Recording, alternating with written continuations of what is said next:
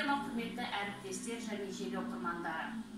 4 мамыр Қазақстан Республикасының мемлекеттік рәміздер күніне орай Рәміздер ел бедері атты кітап көрмесі мен Қазақстанның рәміздері атты танымды әңгімемізді назарларыңызға ұсынамыз. Мемлекеттік рәміздер бұл біздің мемлекетіміздің, біздің егемендігіміздің берік негізінің бірі. Олар тәуелсіздік қасиеттің біріктіруші образын білдіреді. Қазақстан Республикасының мемлекеттік рәміздері туралы Конституцияның заңы 2007 жылы 4 маусымда қабылданды. Осы заңға сәйкес жыл сайын 4 маусым Қазақстан Республикасында мемлекеттік рәміздер күні ретінде мерекеленеді. Мемлекеттік рәміздер бұл кез келген мемлекеттің егемендігі мен бір-бір тұтастығын бейнелейтін, оның ажырағысыз атрибуттарының бірі. Қазақстан Республикасында мемлекеттік ту, мемлекеттік елтаңба және мемлекеттік гимн мемлекеттік рәміздер болып табылады. Қазақстан Республикасының мемлекеттік туы ортасында шұғылғалы күн, оның астында қалықтап шыққан қыран бейнеленген. Тік бұрышты көгілдір түсті мата, тудың сабының тұсында ұлттық өрнек түк жолақ түрінде нақышталған. Күн оның шұғылалы қыран және ұлттық өрнек бейнесі алтын түстес.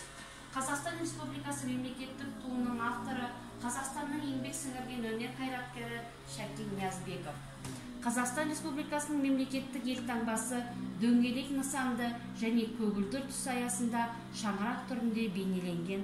Шаңырақты айнала күн сәулесіндей тарап бұлттар шашылған. Шаңырақтың оң жағы мен сол жағында аңыздардағы қанатты пырақтар бейнесі орналастырылған. Жоғарғы бөлігінде 5 бұрышты көлемді жұлдыз, ал төменгі бөлігінде Қазақстан деген жазу бар. Жұлдыздың, шаңырақтың, бұлттардың, аңыздардағы қанатты пырақтардың бейнесі, сондай-ақ Қазақстан деген жазу алтын түстес. Қазақстан Республикасы мемлекеттік елтаңбасының авторы белгілі сәулетші Жандарбек Мәлібеков пен Шортаман Уәлиханов. Бұның бұрын менің Қазақстанның әні ретінде танымал болған Қазақстанның гимні президент Нұрсұлтан Назарбаевтың бастамасы бойынша 2006 жылы 6 қаңтарда еліміздің парламентінде бекітілді. Бірінші рет ол 2006 жылы 11 қаңтарда мемлекеттік басшысының салтанатты ұлықтау рәсімінде орындалды. Бүгінгі мемлекеттік рәміздер күні құтты болсын. Назарларыңызға рахмет.